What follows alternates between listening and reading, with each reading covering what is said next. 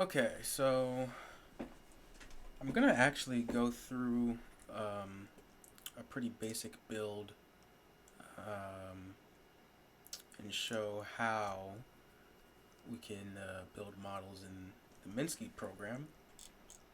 There are plenty of videos on Steve Keen's channel, but I'm going to start with kind of my template here and show how I go throughout how I go about my process.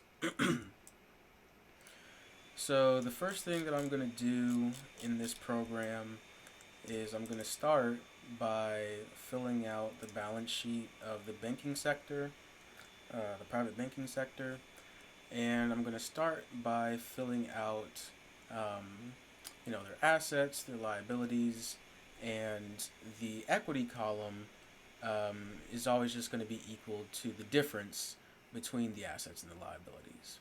So let me start by, and actually, in order for this to kind of make sense for the audience, let me also do it kind of in this order where I define what's even going on in the beginning by describing the flow of all these actions. Okay, so what do the private banks do in the economy? The private banks lend to the private firms. The firms are these are the corporations, the employers, the producers, what have you. Okay, so the banks lend to the firms. Okay, and so on the asset side of the balance sheet for the private banks, I'm going to put that they own loans made to the firms. Okay, and on their liability side, of course, that's going to create the deposits, the deposits of the firms.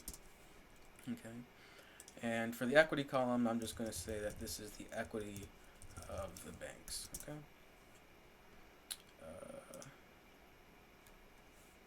Here we go. This is the equity of the banks. Equity of the banks. All right. So the banks are going to lend to the firms. So in the assets column, I'm going to say that the private banks have an asset called L sub banks to firms, right? And on the liability side, where the deposits are, there's going to be an equal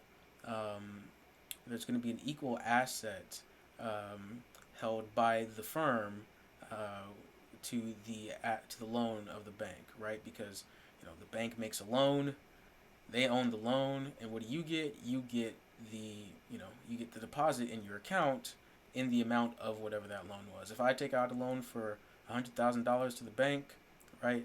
They own $100,000 loan.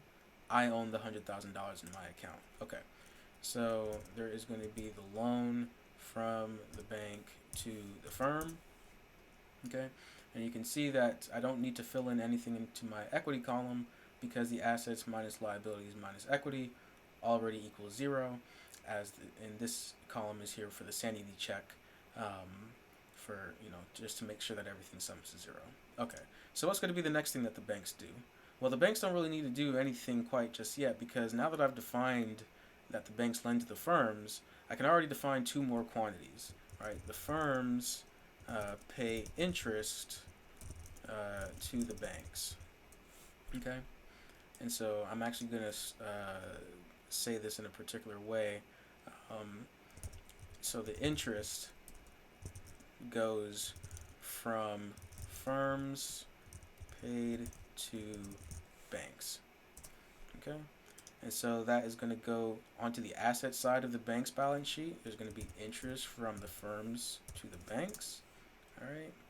And on the liability side, they don't have anything, to counter this, so it must go into the equity. Okay, so it just goes straight into the equity column. Interest from the firms to the banks. All right. Not only that, but the firms also make repayments on those loans. So these are, so there are going to be repayments made by the firms to the banks. All right, and so, but the thing is, when private firms make a repayment on those loans, right, the loan is dwindling, right, is decreasing. Every payment that you make towards the principal of that loan destroys that much of the loan, right? It's money destruction. Okay, um, so it's going to be minus the repayments from the firms to the banks. All right, and in addition, those repayments reduce the liability side of the firm's balance sheet, so it's going to be minus the repayments from the firms to the banks. All right, so everything's looking good so far. Everything is still summing to 0. And now what I'm going to do is I'm going to have the firms hire and pay workers. So I'm actually going to put this all into one step and say that the firms pay workers wages. Okay? And I'm going to capitalize workers. The firms pay workers wages. All right? And so that is going to... there's nothing has to do with the asset side of the balance sheet for the banking sector. However, we do need to set up a liability, which is going to be the deposit account of the workers. So I'm going to add a liability here, and I'm going to call it the deposits of the workers. Okay, and so when the firms pay wages to the workers,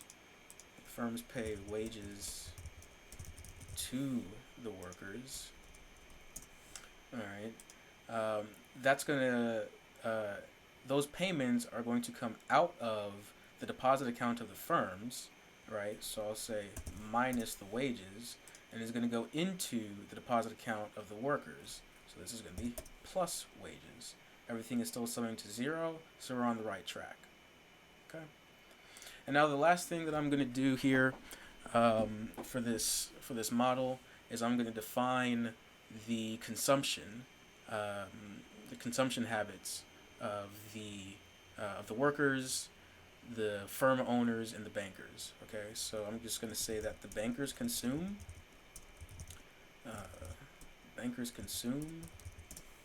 I'm going to say that the firm owners consume, and I'm going to say that the workers consume. Okay, and so the banker's consumption is going to come straight out of the banker's equity minus consumption of the bankers. The firm owner's consumption is going to come out of their deposit account. Okay, so minus the consumption of the firms. And that is that can only go onto the equity of the banks because there's no counteracting liability, and it doesn't go onto any asset column. Okay, so it just goes straight into the equity of the banking sector. So this is the consumption of the firms, and then finally the consumption of the workers. We're going to have minus the consumption of the workers. Okay, and that is actually going to go to. Oh, actually, I missed something here. So let me. So the consumption of the bankers is going to come out of the bank's equity, and where's it going to go? It's going to go into the deposit account of the firms because the firms own the establishments where the consumption is taking place. Remember, the firms are the corporations, so think McDonald's, Chick-fil-A, restaurants, Walmart, whatever consumption is taking place, whether it's actually eating food or you're just buying goods and services. The firms are the providers of goods and services in the economy. Okay, so this is going to be the consumption of the bankers. Is going to go onto the asset side of the balance sheet of the firm's accounts. Okay, which is a liability of the banking sector. All right, and so the workers are going to consume, and that's also going to go onto. They're going to The workers are also going to consume at establishments that are owned by the private firms. All right.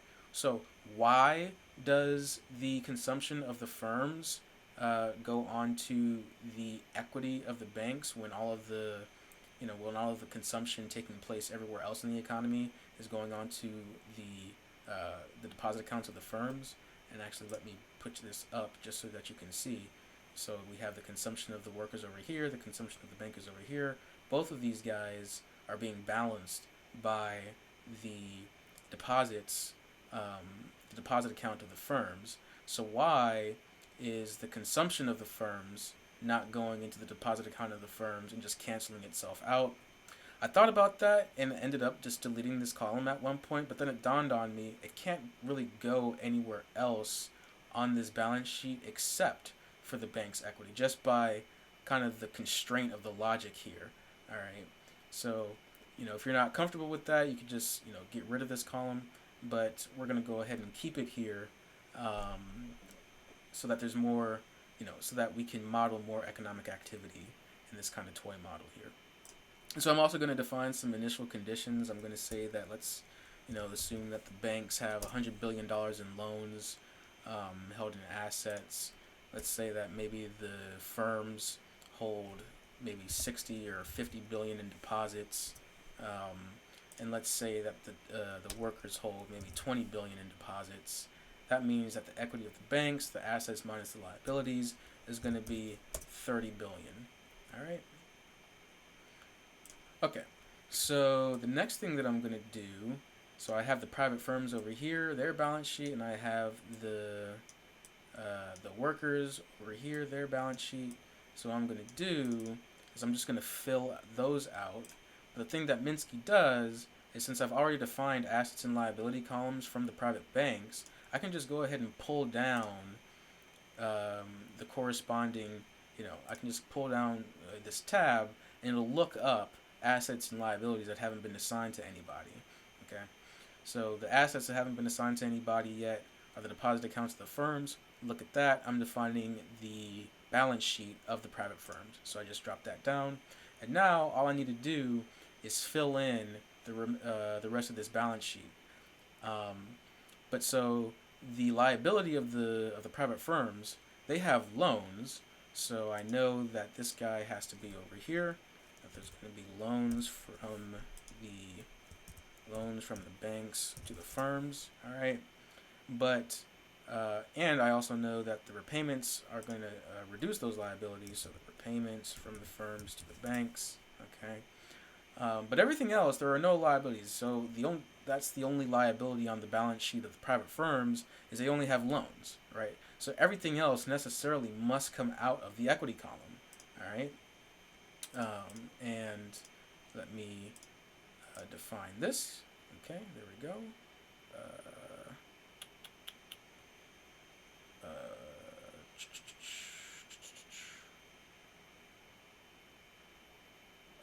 What just happened? Whoops. Okay, yeah. This is actually a minus. That's what happened. So this is actually a minus. So that goes to 0. All right. Now where was I? So so everything else necessarily has to come out of the equity column. All right, I forgot to drop down the liabilities columns there, so it just filled in two extra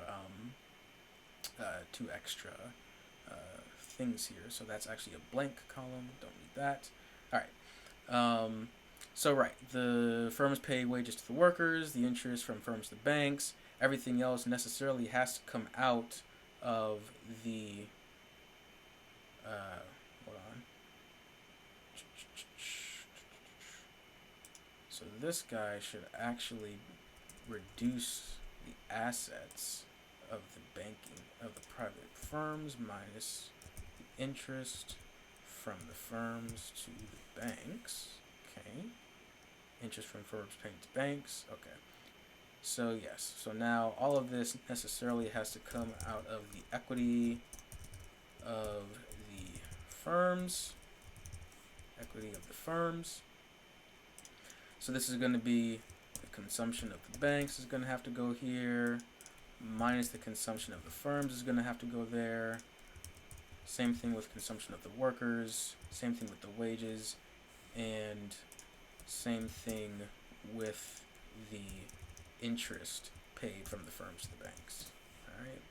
Now, so uh, this interest payment ended up on the liability column, which means that I made a mistake when I defined it on the balance sheet of the private banks.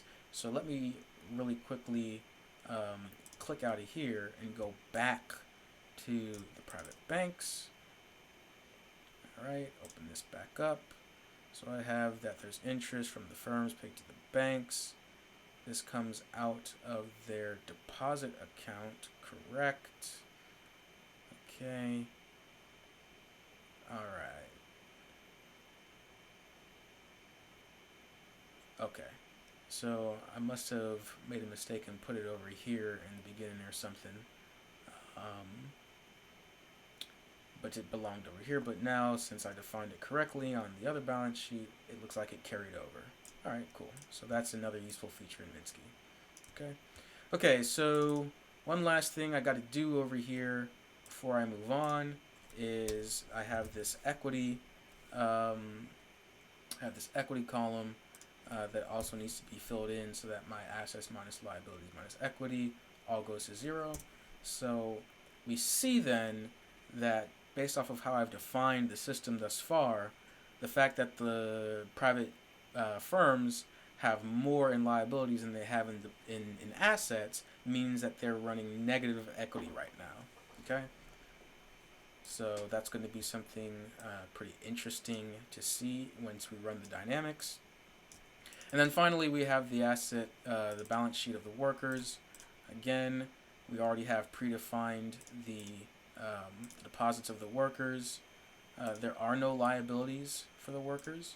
Okay, so I can just go ahead now and just define the equity of the workers over here and start balancing all of the entries. Right, so everything necessarily has to come out of the equity of the workers when they're spending money, and it goes into the equity of the workers when they're earning money. All right, boom. So that defines all of the balance sheets of our toy economy thus far. It only has private banks, the private firms, and the workers. I'm ignoring the capitalists right now. This is just going to be a model economy for basically a pure consumption-based economy. And so what I'm going to do next is I'm going to take all of these variables that I defined inside of these balance sheets. I am going to right-click on the balance sheets that they came from. I'm going to right-click over here, and I'm going to copy all the flow variables, and I'm going to copy all the stock variables by right-clicking on the godly table. All right. I'm going to do the same thing over here. Copy the flow variables. Copy the stock variables. Just set them next to each other. And then I'm going to do the same thing over here. And just copy the flows.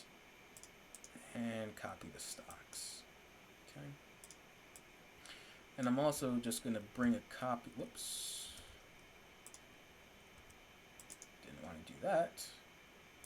Copy the flows and copy the stocks, highlight them. I'm going to Control C and paste them over here a little bit closer. Alright, and so now what I'm going to do is I'm going to set up my dividers just like that and just like that, and I'm going to start actually making sense of what's going on here, just kind of copying my descriptions of what's going on. So the banks lend to the firms, right, is the first entry that I had on this balance sheet. So I'm going to add a note, right click on it, and I'm going to say that the banks lend to the firms. The banks lend to the firms. Okay? And so that is already defined as this flow, the lending from the banks to the firms. I'm going to copy this item over here. And how are we going to define this? Well, I'm going to point out one thing that I learned by going through these, and it's a really kind of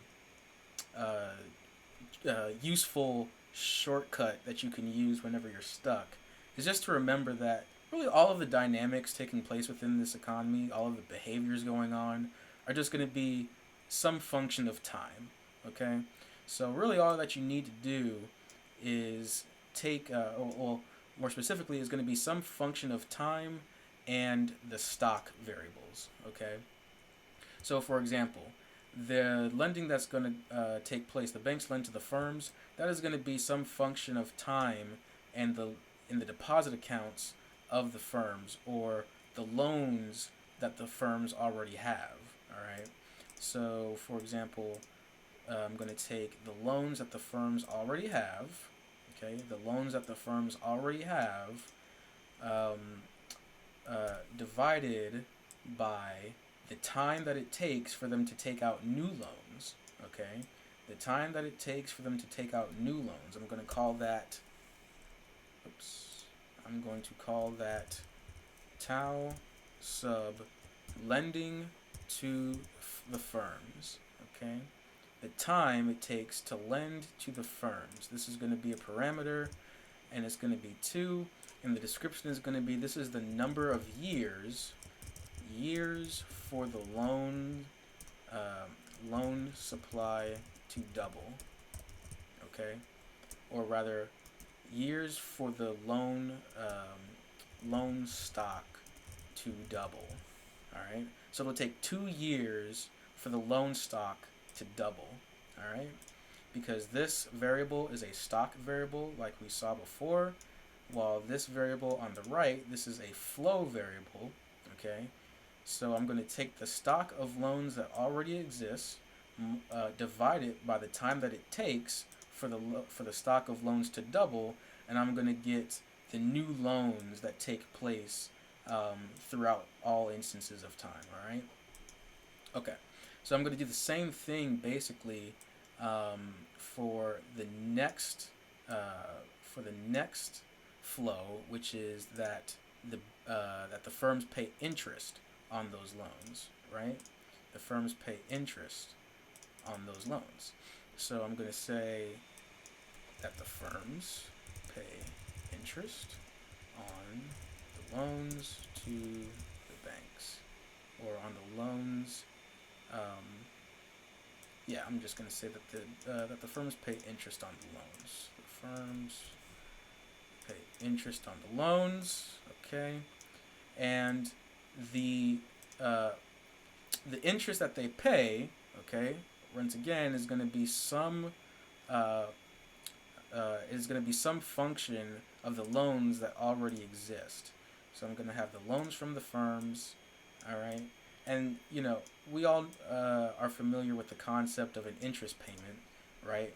You pay interest on those loans. The interest payment that you pay is just the amount of the loan that you owe times the interest rate on that loan, right?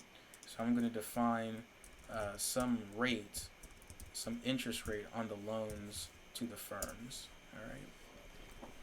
And I'm going to say that this is a parameter that I can control, and I'm going to say that the initial rate is 8%, and I'm not going to let it slide. I'm not going to, actually, as a matter of fact, I'm going to do the same thing over here and just take off this slider option.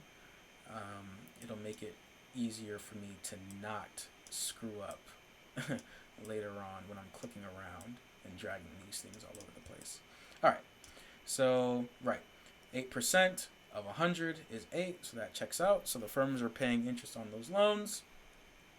And the next thing that I'm going to do is say that the repayment on those loans also takes place over some period of time. Okay, and again, it's some function of the loans that already exist. All right, so I'm going to define some time constant of repayment on those loans to the firms. All right, some time constant of repayment on those loans to the firms. It's also going to be a parameter. This is going to be the years for the loan stock to go to zero. All right. And so divided. So yep. So for example, if if it takes 5 years, okay, if it takes 5 years to pay off this loan, all right, then my repayments is going to be, oops, oh, this isn't defined. I'll say that this is, let's say that we get a 10-year loan. All right, let's say that we get a 10-year loan. There we go. We calculate this. Boom. All right. So, right. If it takes 10 years for me to repay this loan, then every year I'm paying 10, right? You know, if the loan is 100 and every year, you know, and it takes 10 years to pay it off, then every year I'm paying 10. Boom. Quick math. Simple math. And I am also going to just give this guy a quick description that matches the description in the godly table. So the firms make repayments on loans. Boom. All right. So already we have, quite a lot going on. We've defined our godly table. We've defined the flows and the stocks associated with these godly tables. And now, after we've done that, we're going down and we're taking those flows and we are using this wiring diagram in these mathematical symbols represented by wiring components, right? Just circuit elements. We're wiring them up in order to do the math that actually provides over here the equations, right? The equations that actually quantify all of these relationships. Okay.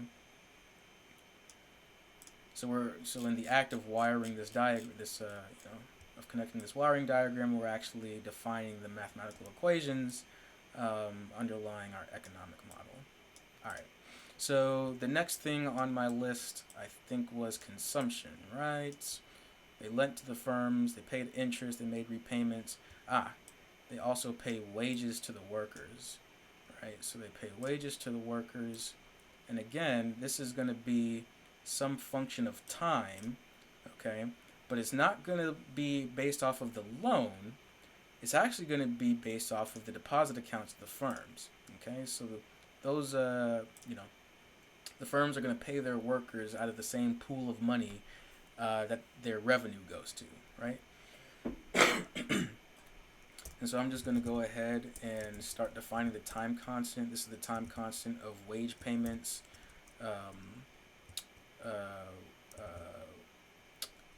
The time constant of wages, or rather the time constant from the firms to the workers, or something like that.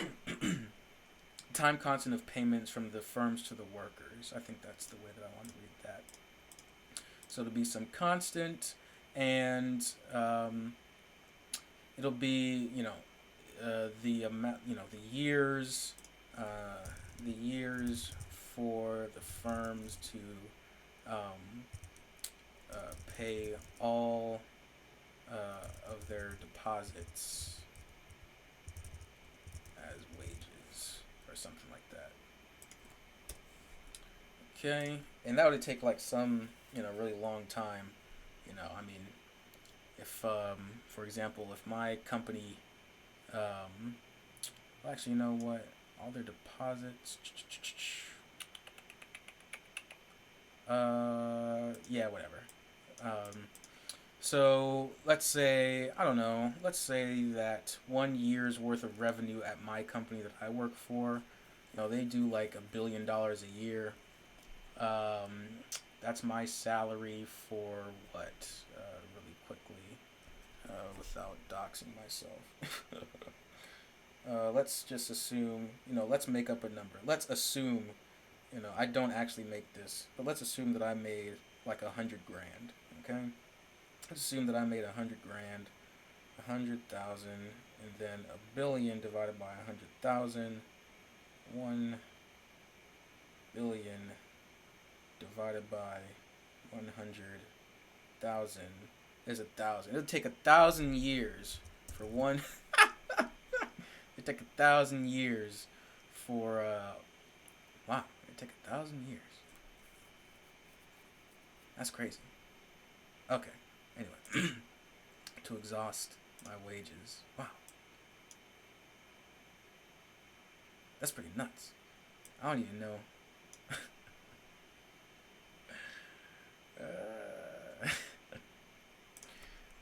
Jesus.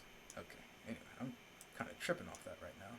Anyway, so we're going to do that, and then this is going to define over here the wages paid to the workers. So this is going to be 50. That's going to be interesting. Okay. Alright. Put this over here. And put this over here. Just give myself a bit more space. And now that the wages is done, we can do the consumption, and that should be the majority of what we need to start defining all of the charts that I have down here. This is a template that I use that's already pre-programmed with a couple charts, just to guide my effort. And so we're going to end up using all of these flows to define GDP, debt ratios, and a few other pieces of info here. So let me just really quickly make a description here that matches the godly table. The firms pay wages to workers. Okay. Firms pay wages to workers, and now we're going to start defining the consumption. Okay, so we're going to do a divider over here, and we're going to start describing the consumption. The consumption of the private sector. Alright, so we're just going to aggregate this into one block. So I'm going to bring down the consumption of the bankers. It's going to go on the right hand side, the consumption of the workers, and the consumption of the firms. And these are all going to be time-dependent functions of the deposit accounts of the firms and the workers and the bankers.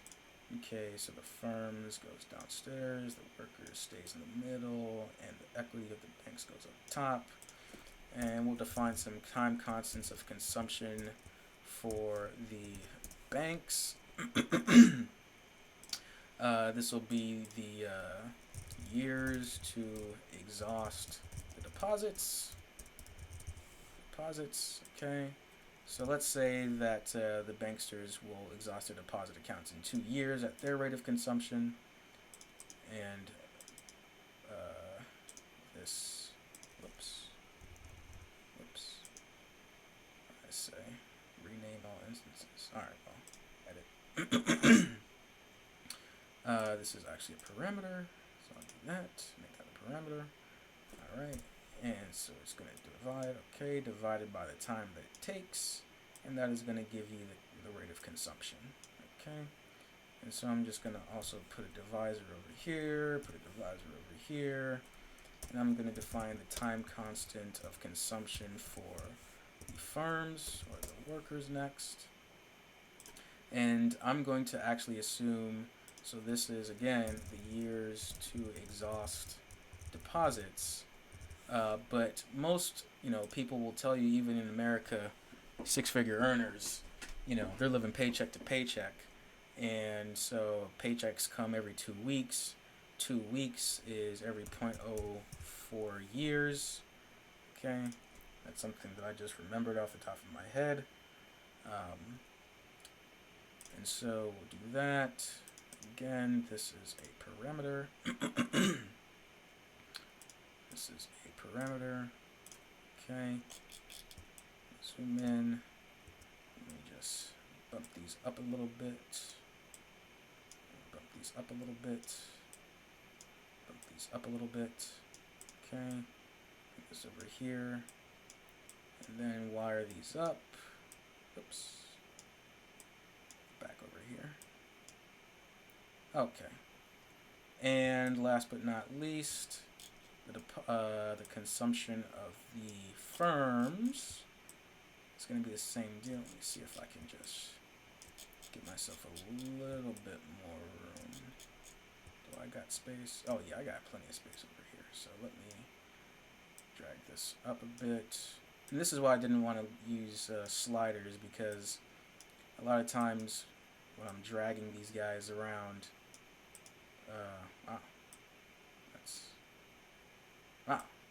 what the? Okay. Super weird. A lot of times when I'm dragging these guys around, sometimes I'll bump into the slider and just screw up my values, and then I'll have to go back and change them up.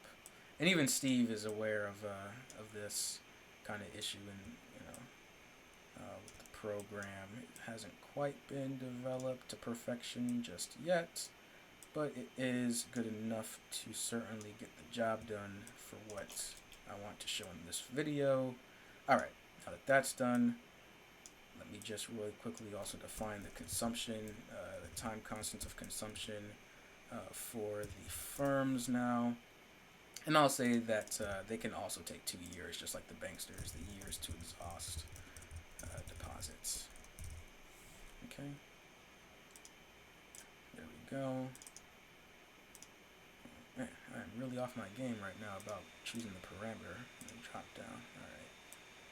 Put that there, put that there, put that there. Boom. Okay.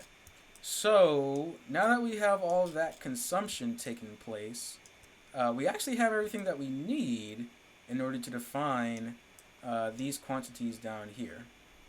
Okay, GDP, growth rate, bank accounts, and incomes. As a matter of fact, I can actually go ahead and put all of these guys down here, because these are the bank accounts. Alright, these are all the relevant bank accounts. The equity of the banks is the bank account of the banksters, basically. Deposits of the workers in the firms, those are all of the bank accounts that they sound like. So over here, let me just, yep, and then the incomes. Alright, the incomes, at least one of these is going to be the wages. So the incomes is going to be wages for the workers, and then it's going to be profits for the firms. We haven't defined the profits just yet, but we'll get there pretty soon. M2 and debt stock. The only debt in the economy are the loans made to the firms. Right, so we can just put that over there as well. Put this over here.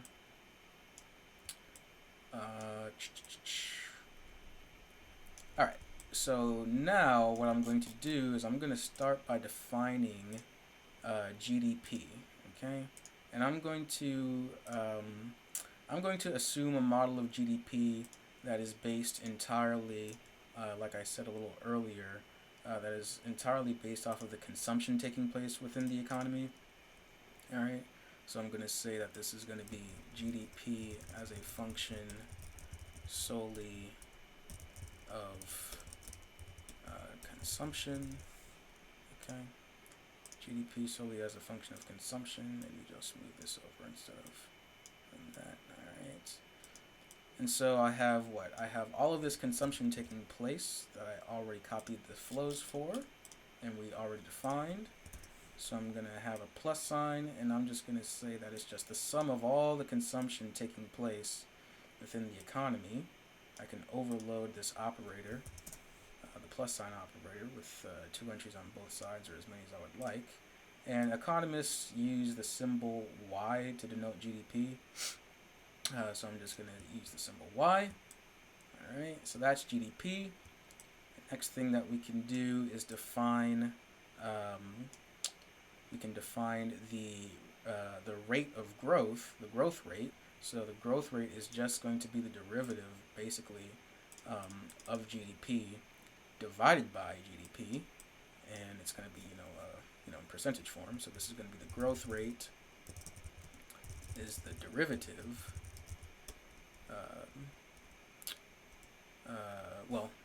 Growth rate as a function of the derivative of myself some room here in between the spacers. There we go. So I'll copy my GDP flow variable over here. I have the derivative operator up here with a bunch of other mathematical operators, so I'm going to bring down the derivative operator. I'm going to have that guy here, so that's the derivative of GDP. And I'm also going to copy this guy, bring down a divided by sign, and I'm going to say the derivative of GDP divided by GDP. Oops, there we go. Derivative of GDP divided by GDP, and then I'm going to put a constant in because I want this to be in percentage format. Okay, and let me just flip this guy's direction so the wire can come out this way. Alright, so it'll be derivative divided by the original multiplied by 100. Now I'm going to call that the growth rate. G sub R. Okay. Put this guy over here. Boom. And that's my growth rate. So now we have GDP and we have growth rate.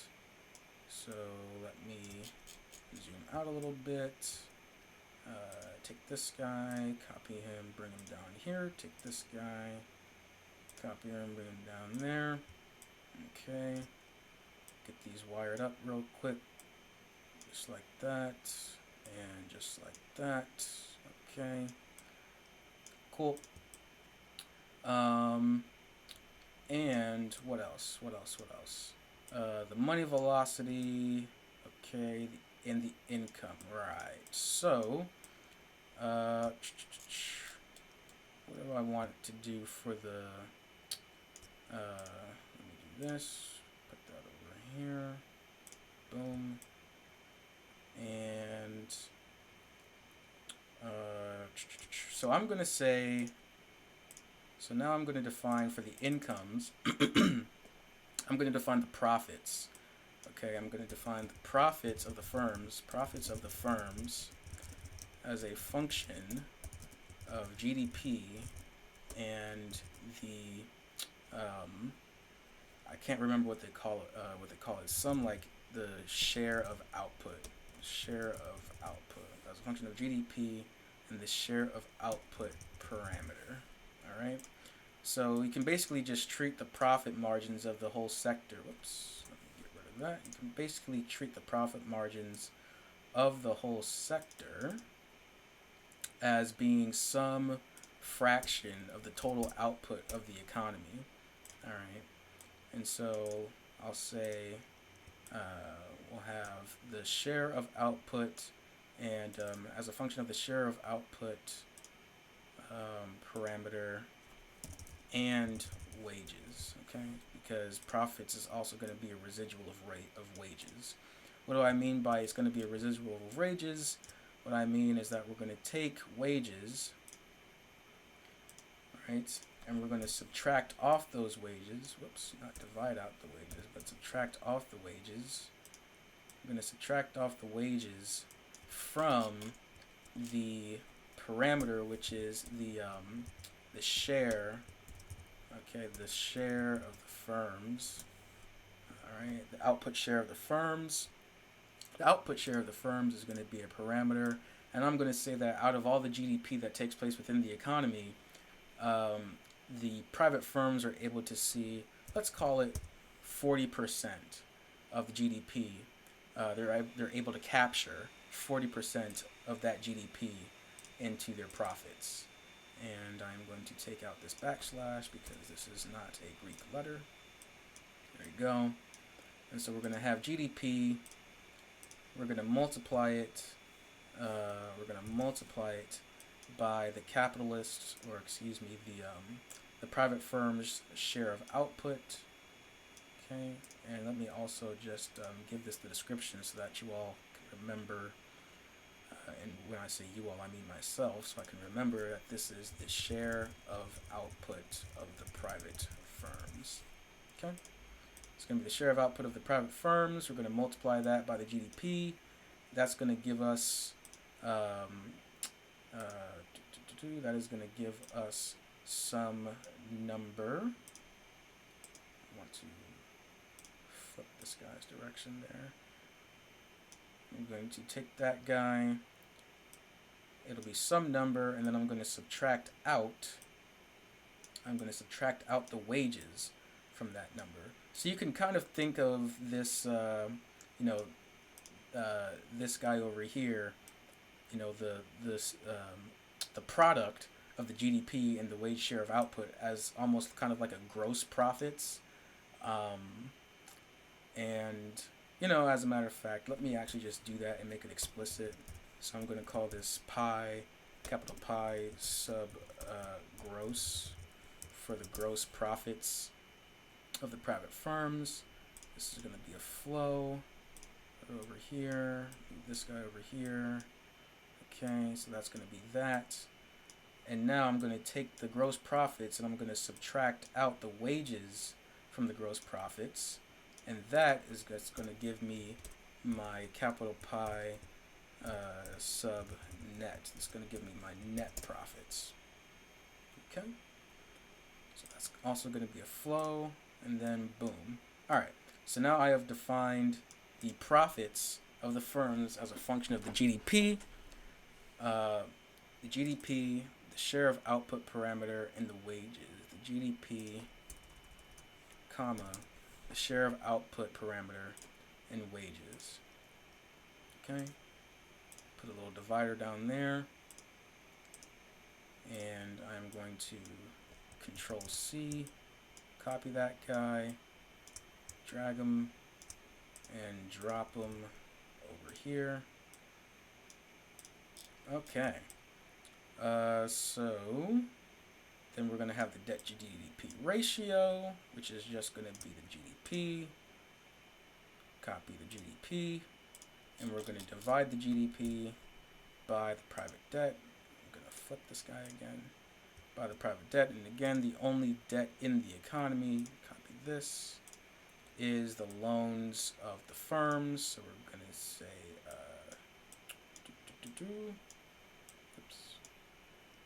the loans of the firms divided by the GDP is going to be the debt to GDP ratio.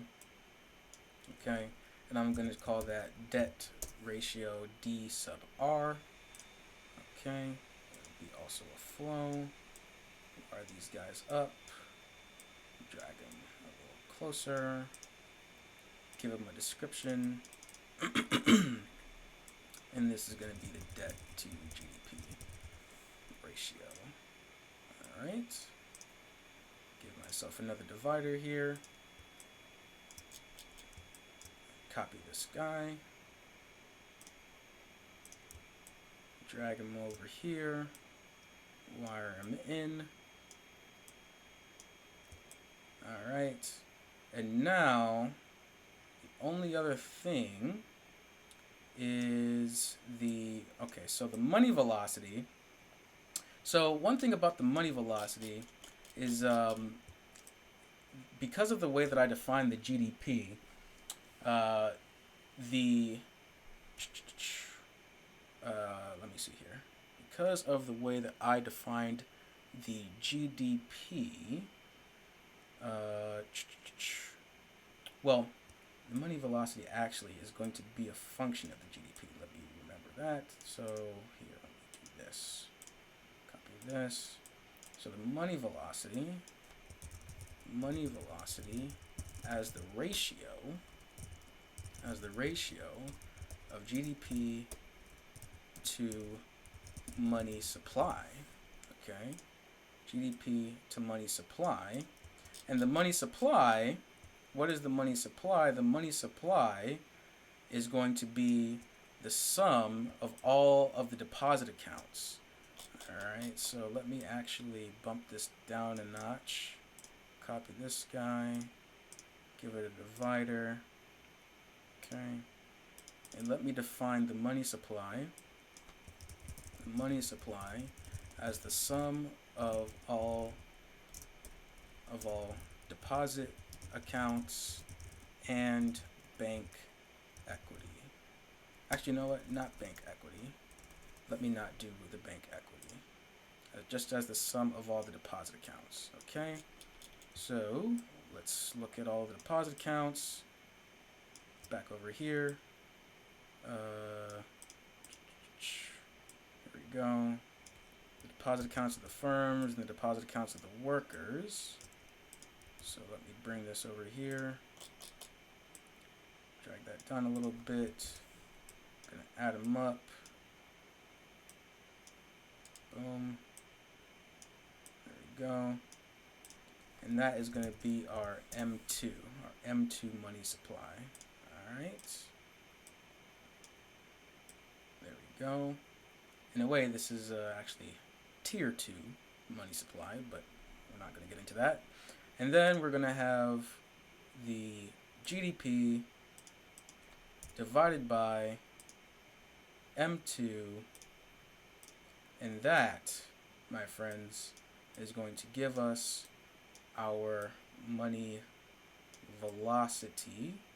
We'll call it the symbol V. Give it a description. Money velocity. Alright. Wire it up.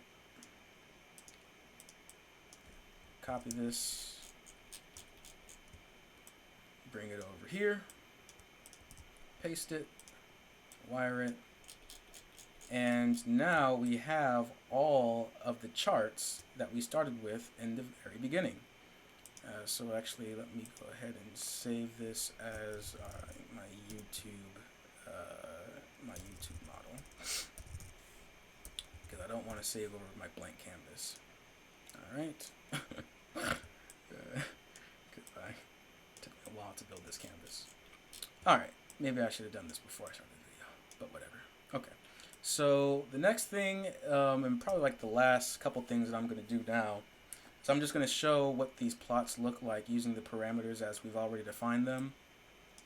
The parameters that that we're really interested in are going to be all the time constants of consumption. So I'll bring this guy and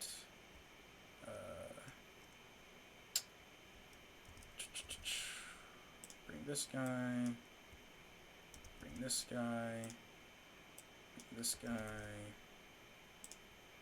bring this guy. Just bring all my parameters out kind of to the forefront here.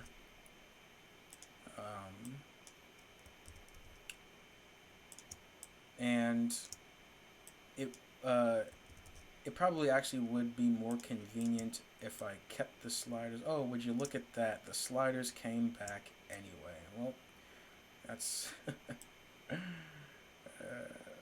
so that's something in Minsky that still hasn't been upgraded yet, but that is to our advantage this time around. Go figure. Alright, so let me just bring these out kind of to the forefront, and where I like to place these guys, you see that, because I was dragging these.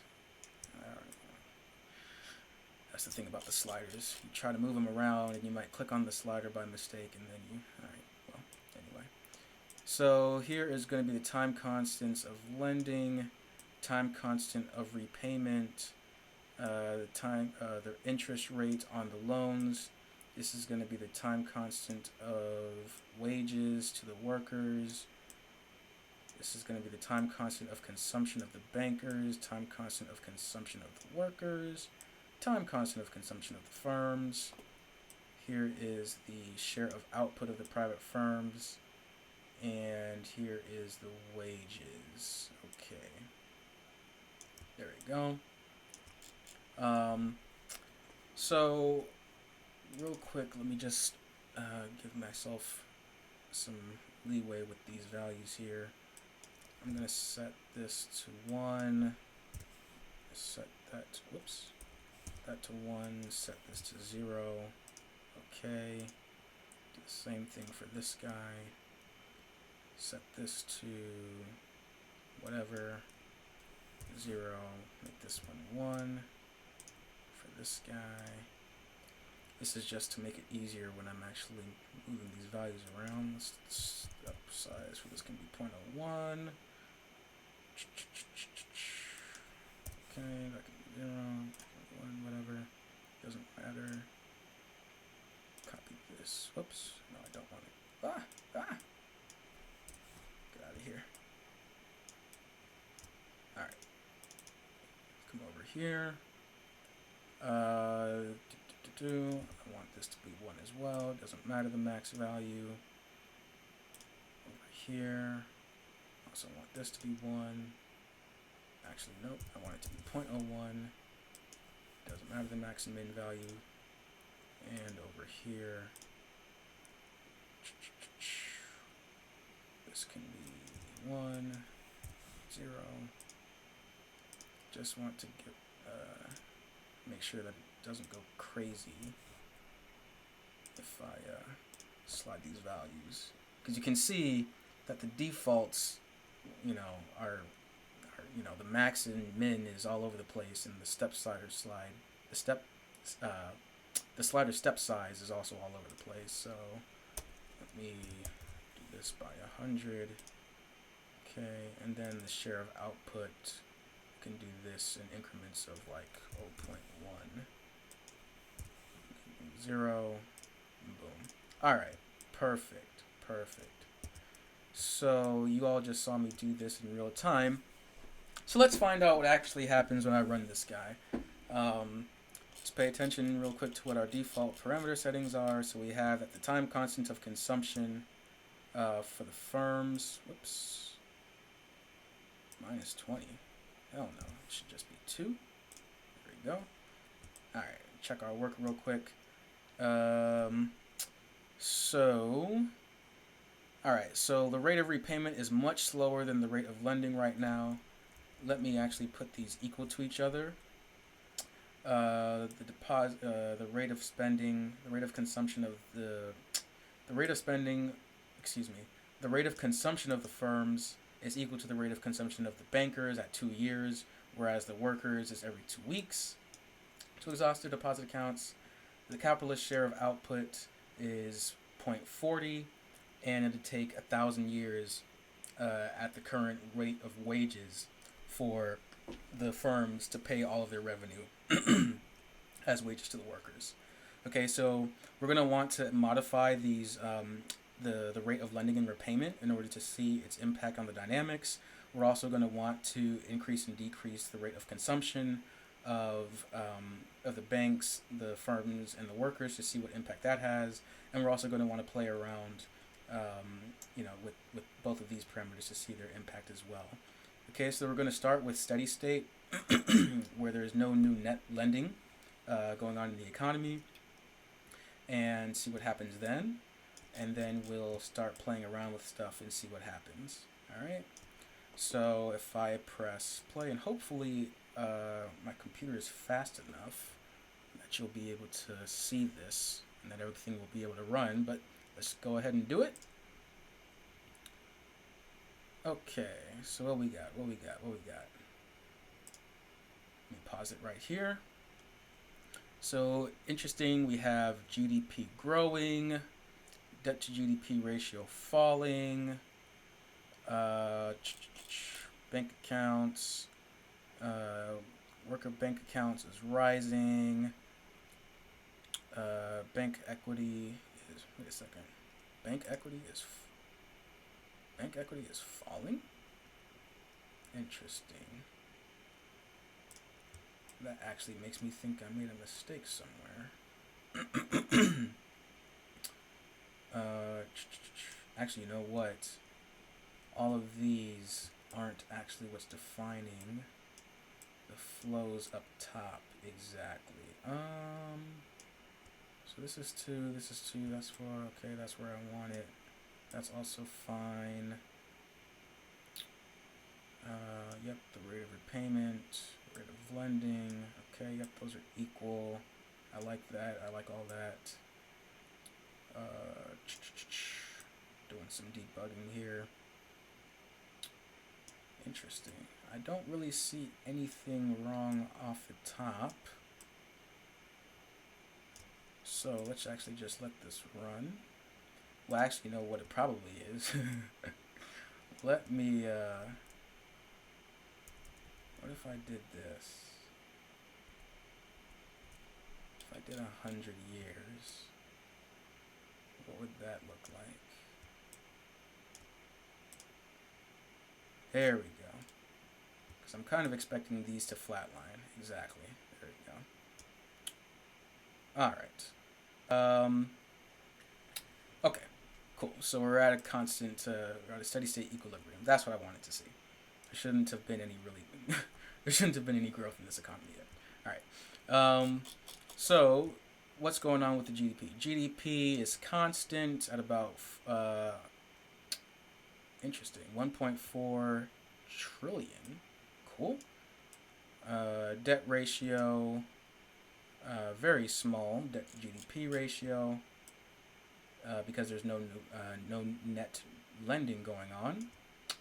Okay, the deposit accounts of the firms has stabilized. The deposit accounts of the workers has stabilized. Yep. The equity of the banks is all stable. Yep. Wages. Okay, well that's interesting. There's no way that the net profit should be negative. So let me go over to here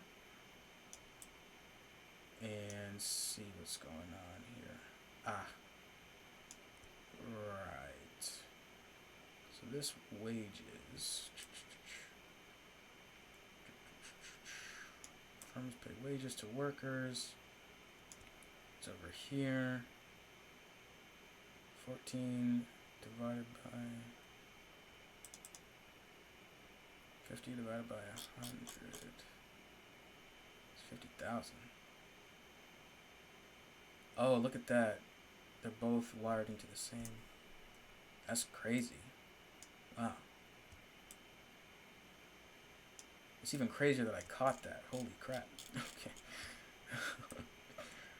Okay, now let's see what happens. Boom. There we go. Perfect. Perfect. That's what I really wanted to see. All right. Okay, so, right. Still steady state equilibrium. But yes. So, let me just take a look at here. Yep, the profits are above the wages. Yes, in a world that... maybe not a fair world, but the world that we live in, certainly profits should exceed wages. Okay, there you go. Okay, so now we have a steady state economy where there's no net new lending taking place. This is a purely private sector economy.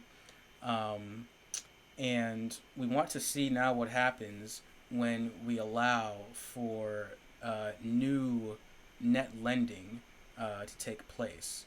Notice that the money supply and the debt stock in the economy. Oh, look at that. I forgot to put the money supply. One thing. 1 second. Let me just cancel this. Copy this. Put it in here. Alright. And let me run this one more time. There we go. Okay. So you can actually see that the money supply was going down. All right. The money supply was going down due to the repayment of those loans up until it reached an equilibrium state. Whereas the loan supply is constant. Okay. So now what happens if we run this and I increase the rate of lending or I decrease the rate of repayment, boom, money supply goes up, debt supply goes up. Now let's say that I let them repay them now at the same rate. It flatlines. Now let's say that I have them repay their loans even quicker than they're taking them out, and the money supply and the debt supply plummets, as does GDP. Now if I allow them to take out even more loans. Actually, by this time, I think. Oops. Yeah, by that time we've actually hit a discontinuity, so all the money, all the money has been gone. All the money's been destroyed in the economy. So actually, you can see that's actually, that's kind of an excessive limiting case, but it demonstrates the basic concept that if you repay all your debt, eventually you actually eliminate the money supply completely. All right, because money is created through loan issuance. Okay, so let's play this back again. Cool. Now let me increase the rate of lending, decrease the rate of repayment. All right, debt and money going up again, GDP going up. All right. And I'm just playing around with the parameters and I'm making the line go and do whatever I want it to do. Now let me increase the share of output of the private firms and then increase the rate of lending again. All right. See what happens to the profits. You can see that the profits is going up much quicker now. All right. Let me slow that back down. And now let me also increase the rate of consumption. Okay. Increase the rate of consumption for these guys. Nothing really happens when there's no net loan creation. Okay. You can see that after a while it still just stabilizes. Turn the repayments back on. So you can see really the thing that has the highest effect on the dynamics of this economic model is the rate of loan issuance. Okay, loan issuance goes up, GDP goes up. Loan issuance go down, repayments goes up, GDP goes down. All right, and it's in direct sequence in proportion to the money supply. All right, so what did we do? We just built a really, really rough kind of toy model of a fully private sector economy consisting of the private banking sector, the private firms, and the workers. We defined GDP, we defined consumption, the stocks and flows of the various sectors. Kind of a key takeaway is that all of the behaviors of the participants in the economy, their consumption habits, the rate of repayment, the rate at which they pay their workers, all of this is just a function of the of time constants, and the stock of their deposit accounts or the stock of loans in the economy. All right. So I'm going to be building a much more complex model in the coming days, which basically is a model of the Minsky Instability Hypothesis. All right, it's a really interesting kind of chaotic, dynamical model. And as an engineer, as a physicist, that really, that really speaks to me, especially as kind of an econ nerd. Anyway, I really enjoy playing around with this stuff because it just takes me back to the days when I used to code. Well, I mean, I do a lot more. Did a lot more coding in LabVIEW back in university, but even still in my job, I get opportunities to do LabVIEW. But still, having this is like an excuse to do virtual visual programming again. So anyway, just thought that I'd share that with you guys, and I will catch you all in the next one. Peace.